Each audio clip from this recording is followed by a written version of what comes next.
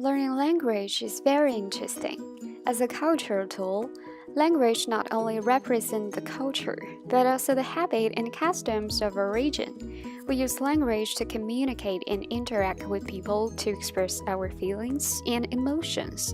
Russian psychologist Vygotsky believes that cultural tools are very important to human activities and cognitive development. Today's video, I'm going to discuss about how learning occurs. Language learning. After the discussion with my critical group members, I realized that I could use some pictures and videos based on my own past experience to show some theories of Vygotsky and other educators. The pictures and videos are all taken by myself. My group members are also very helpful in discussing about how learning occurs. This picture was my academic beginning of English learning when I was a freshman in university. I have been studying business English for 4 years in China because I was fascinated by English when I was in primary school. I thought that the pronunciation of English was very beautiful. This is the reason why I wanted to be an English teacher.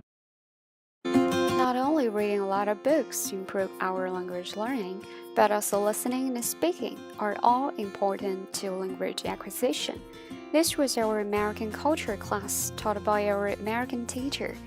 In our university educational settings, learning from foreign teachers is the most direct way to listen and speak. So, from Vygotsky's point of view, learning cannot be understood apart from these settings. After graduating from university, I started teaching English. Vygotsky believes that teachers should assist and guide students to learn. Therefore, teachers, parents, and other adults are the learning and development center to the students. In order to assist and guide the students to remember the vocabulary in English article, I would always draw some article maps for them to recall what we learned in class. The boy in the picture was one of my students. After we learned the English article, I didn't draw the map. I asked the boy to draw article map by himself. Then I was surprised by his impressive map. Because his map was different from what I wanted to draw, however, his map on the other hand was very specific and innovative. I think this could be best example to explain Vygotsky's ideas in a learning situation, which is tailoring scaffolding to the needs of learners. That means, after you teach students with maps, as the learners grow in competence, let the students to draw the maps for independent work. Though language is a very important cultural tool for a lot of students to study abroad, learning English is not easy, because the magic middle is very hard to match. Sometimes the students are either bored or frustrated.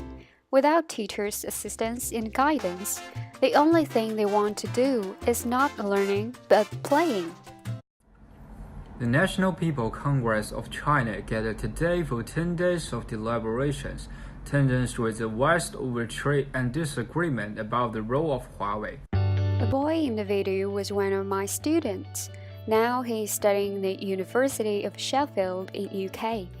I was surprised by his improvement in English, not only in the pronunciation, but also the complexity of reading he was doing. Because last year he could not read this kind of articles due to the lack of vocabulary. Therefore, the exposure to specific cultural settings may be very useful to learning. Una verdad mundial reconocida que un hombre soltero poseedor de una gran fortuna necesita una esposa. The girl in the video was also one of my students. Now she is a sophomore in the University of Arizona State University in America. However, I cannot understand what she is saying because she is learning Spanish.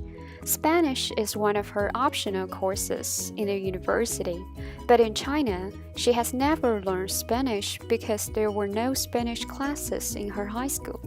My questions: first, is it better to learn the culture of a place first instead of learning the language directly? Second, to what extent can culture influence language under the globalization? Third, does multilingualism shape better cognitive development than monolingualism?